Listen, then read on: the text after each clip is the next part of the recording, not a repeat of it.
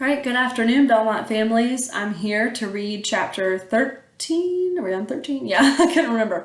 13, Louisiana's Way Home. And before I do that, I wanted to share a jot that I had with you. I think it was on chapter 11 or 10. I'm getting my chapters mixed up. I asked you guys to jot about your first impression of the boy that we were introduced to. And so here's my first impression jot. I don't want to do it too much. Of the boy that we were introduced to. I'm going to try to read it to you. So I said, I think the boy might be a little mischievous. I think this because he's sitting on top of a motel roof and the clerk chases him away with a broom. My first impression of the boy that we were introduced to is that he was mischievous. He was sneaky. He was kind of clever. There was some reason that the motel clerk didn't like him. Okay. And so I didn't know why, but I knew that she didn't, and there had to be some reason. So that was my first impression of him. Well, then yesterday we read chapter 12, where we meet him a little bit more, and we learn his name is Burke Allen. And he helps Louisiana get some things from the vending machine, and they spend some time talking and running away because Bernice is chasing him again, right? And so I wanted you yesterday to add on to your thinking about Burke. Did he fit with the first impression that you had of him?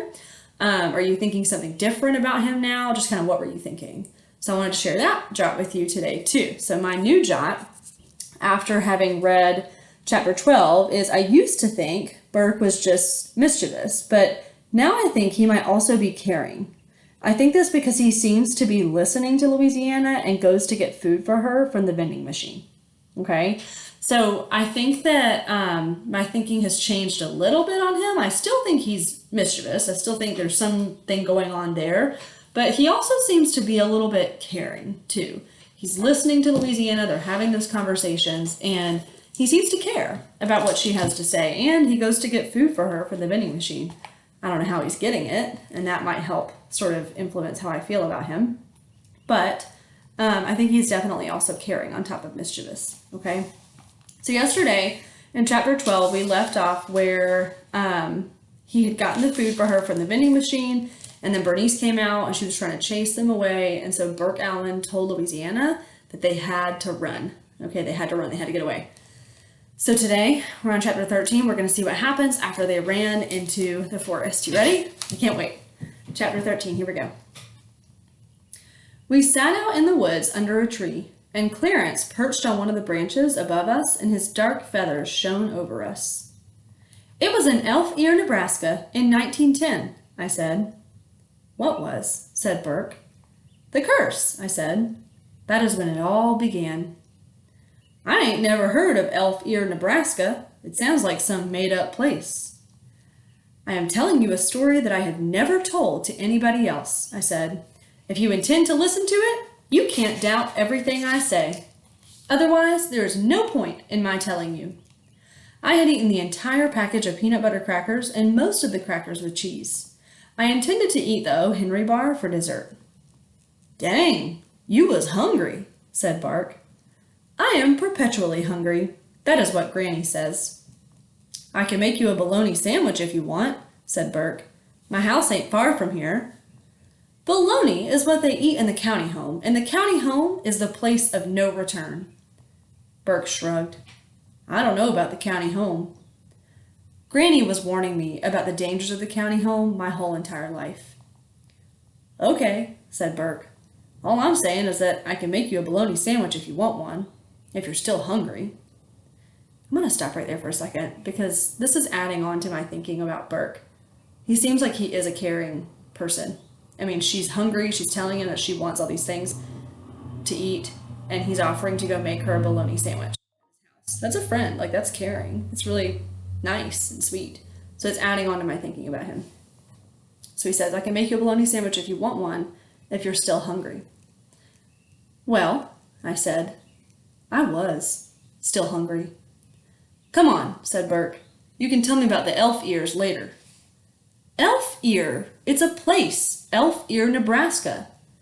Yeah, he said. Come on, let's go to my house and make a sandwich. I ate the O. Henry bar while I walked behind Burke through the woods. The candy bar was chocolatey and caramelly, and it was maybe the sweetest and best thing I had ever eaten in my entire life.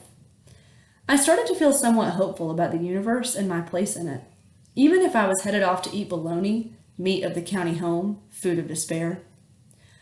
I love bologna.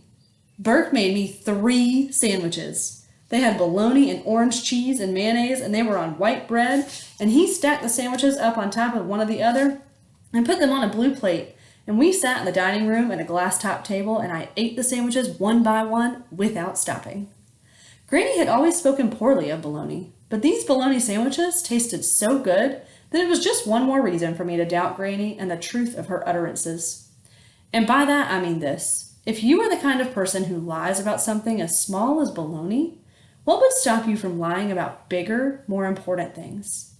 Burke stared at me while I ate. Dang, you can eat a lot. Granny says I need to keep my strength up, I said. That's your Granny? That old lady who don't never come out of the room at the good night? Yes, she recently had all her teeth pulled. She is working to regain her strength. Burke nodded. From the glass-top table in the dining room, I could see over a field and into the woods. It was a late afternoon, and the light was fading. Sometimes, when the light starts to fade, I get a terrible feeling of loneliness, like maybe I am the only person in the world. One time I confessed this to Granny, and she told me that I shouldn't take everything so personally.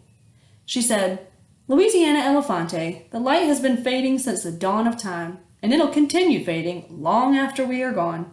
It has nothing to do with you. Still, it makes me sad when the light goes. Burke sat across the table from me. There was the sound of a clock ticking, and from outside I could hear a crow cawing. Is that Clarence? I said to Burke. Yeah, he said. He gets mad when I'm inside the house for too long. He misses me, I reckon. I am very far from home, I said. Well, all right, said Burke. Where's home? I am now going to tell you the story of the curse, I said. Okay, said Burke. I need to tell you the story. Okay, said Burke. I'm listening. It was in Elf Ear, Nebraska, and the year was 1910, and my granny was 8 years old, and her father was the most elegant and deceitful magician who ever lived. Your granddaddy was a magician? Said Burke. My great-grandfather, I said, and my great-grandmother, my granny's mother, was the magician's assistant. They traveled all over the country, and they performed magic together. It was like being in a circus, said Burke. It was like being in a magic act, I said. But what matters is that I'm telling you all about the curse, and the curse began on a stage in Elf Ear, Nebraska.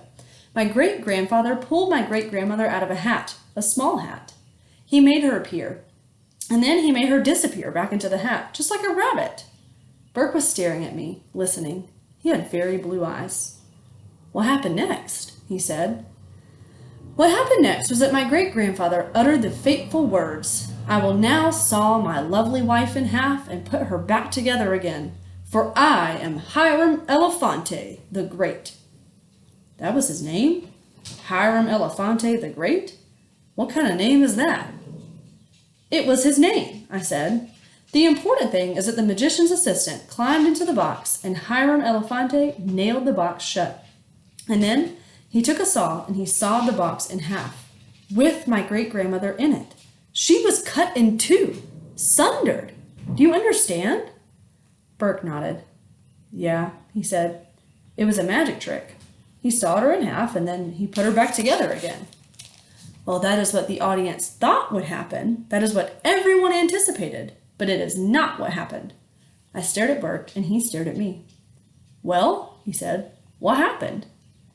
My great-grandfather sawed my great-grandmother in half, and then he walked away. He left my great-grandmother on the stage, sawed in two. He walked out of the theater in Elf Ear, and he kept walking. No one ever saw him again. But what about your great-granny? Someone else put her back together, a man from the audience who knew some magic, and then the two of them ran away together, and my granny was left entirely alone. Dang, said Burke. Is this a true story? Of course it's true. Well, what happened to your granny? She got sent to the county home, to an orphanage, and that is the story of the curse of sundering and how it has been passed down through the generations. and now that curse is upon my head." "Well," said Burke, "what you got to do is undo the curse, right? That's what I would do." "Undo it?" I said. "How would I do that?" "I don't know. There's got to be a way. Maybe what you do is you go and find you another magician to work some magic. Different magic. Magic that puts things back together." Outside somewhere, Clarence called out. Burke and I sat there and stared at each other, and even though I was filled with crackers and bologna and an O. Henry bar, I felt very empty and sad. Could the curse really be undone? I doubted it. I don't think Burke Allen fully comprehended the depth and breadth of the curse upon my head. "I suppose I should go back and check on Granny," I said. "Maybe she's hungry. Maybe you could make her a bologna sandwich." "All right," said Burke. I didn't know if Granny would eat a bologna sandwich. In fact, a bologna sandwich might enrage her. Maybe I was hoping to enrage her. I don't know. But in any case, Burke went into the kitchen and came back out a minute later with 2 bologna sandwiches wrapped up in a paper towel. I was starting to see what kind of a person he was. He was the kind of person who, if you asked him for one of something, gave you 2 instead. I'm going to stop right there for a second, too. That's a big sentence that the author just said, and I feel like it gives us some really good insight into who Burke Allen is. I'm going to read it one more time. Think about what you think that means. He was the kind of person who, if you asked him for one of something, gave you 2 instead. Think about what you think that means, because that's going to be your job today. Think about that. We went back outside and stood in front of Burke's house, which was painted as pink as cotton candy on the outside. It was all by itself, in the woods, with no other houses nearby. Burke whistled and Clarence came flying out of the woods and landed on Burke's shoulder. And I thought to myself that my life would never be truly complete until I could whistle and have a crow come flying out of the trees directly to me. "There's going to be a carnival at the church on Saturday," said Burke. "A carnival ain't a circus, but it's still something, and it's mostly fun. There's rides and games." "Oh," I said. "You and me could go." "I need to know something," I said. "This is important. What direction is south from here?" Burke pointed without even having to stop and consider. It was very impressive. "That way," he said. "Why?" I turned and looked south. Clarence raised his wings and lowered them, but he stayed on Burke's shoulder. "Why?" said Burke again. "Because south is where Florida is," I said. "So?" said Burke. "Florida is where I'm from. That's where my friends are. That's where Archie the cat is. That's where Buddy the dog is. And that is where I need to get back to." "Well, how do you aim to get there?" "I don't know," I said. "I'll figure out a way. I am wily and resourceful, according to Granny." We started to walk back to the goodnight sleep tight. Clarence flew ahead of us, stopping to wait on tree branches, looking down at us and laughing and laughing. Maybe crows are right about the world. Maybe everything is funny. Okay, that's the end of chapter 13. We're on 14. I pointed out that sentence to you just now about Burke Allen. Ouch. About Burke Allen. And I want you to think about what that sentence might mean. What do you think Kate DiCamillo, the author, means when she says that Burke Allen is the kind of person who, if you ask him for one of something, gives you 2 instead? What do you think they mean by that? What does that say about who Burke Allen is? That's what I want your jot to be for today, and we'll share when we read chapter 14 tomorrow, okay? That's a good chapter. I think some things are going to be happening and picking up pretty quickly, and I'm liking that we're getting to know this new character, Burke Allen. So keep adding to your thinking, keep telling me what you're thinking about. Look at this was a big sticky note, and I filled up the whole thing just with 2 jots, right?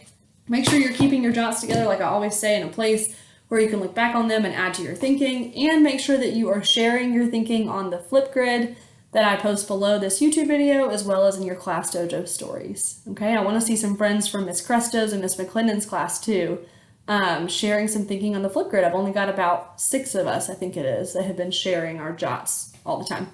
So I look forward to hearing from you guys, and I will see you tomorrow for chapter 14. Bye, Belmont.